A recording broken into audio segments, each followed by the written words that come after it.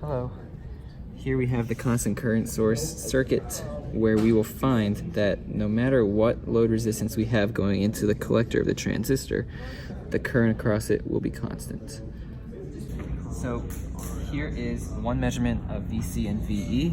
What I'm doing here is I'm connecting the channel 2 probe to the collector of the NPN transistor, which is right here. And right now the potentiometer is set to 250 ohms. And you can see the voltage at the collector is 4.55 volts.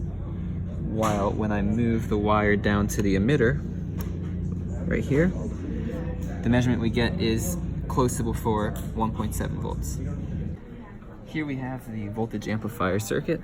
On the top by the collector we have 2 kilo ohm resistor combination of two 1 kilo ohm resistors in series.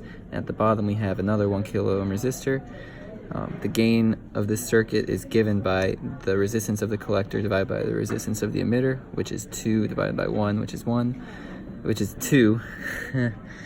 And we find that this voltage is amplified at the collector, and at the emitter it's not amplified, and at the collector it's inverted.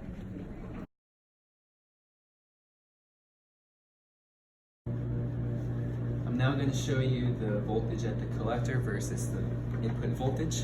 So you can see we have a little offset because on the right you can see we didn't change this to 0 when we were messing around with things trying to debug our circuit. But if you take away the offset, you would see the blue overlaps with the yellow with an offset of 0.